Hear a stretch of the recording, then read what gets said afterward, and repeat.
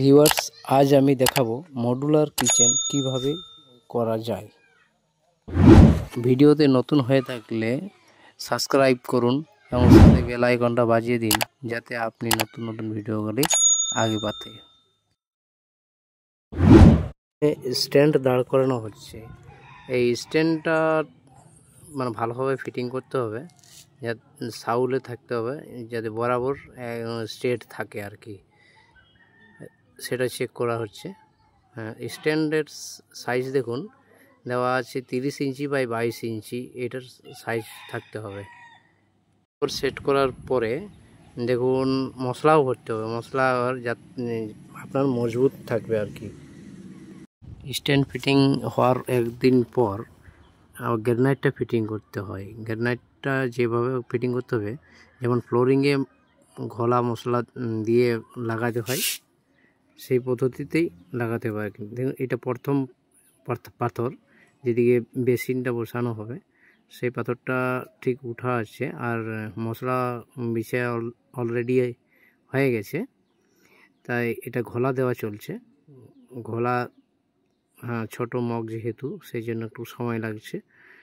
ঘোলা দিতে দিতে, হ্যাঁ, ঘোলাটা যেমন মিডিয়াম হয়, ঠিক আছে।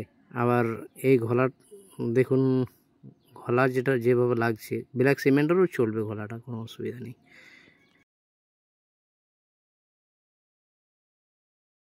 মশলাটাকে ভালো করে কেটে নিতে হবে, কুর্নি করে খেঁচে খেঁচে করে, যেমন দেখতে পাচ্ছেন আপনি, যাতে পাথরটাই একটু ভালো করে ধরে আর গ্রিপ হয়, এটা একটু ভালো হয় আর কি। তারপর শক্ত হয়, মজবুত হয়, এবং কোনো ডাস্ট যদি থাকে সেই ডাস্টটা সিমেন্টটা ধরতে খুঁজে না, এই জন্য ভালো করে পরিষ্কার করে নেওয়া হয়।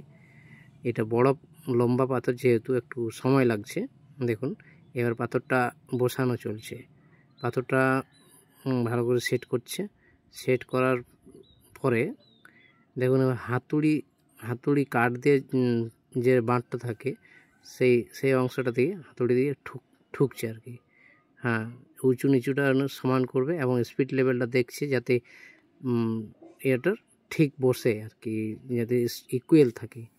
হ্যাঁ, এটা প্রায় ঠোকা কমপ্লিট। এবং সেকেন্ড পাথরটা দেখুন সাইডে যেটা এল কাটিং আর কি কিচেন হচ্ছে, এর সেকেন্ড পাথরটা একটু সাইজটা ছোট।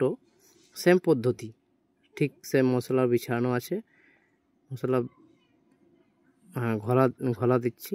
ঘোলা দেওয়ার, যাই হোক, ঘোলা দেওয়ার পরে আবার সেম কর্নিতে করে এমনি একটু একটু করে কেটে নিচ্ছি আমরা।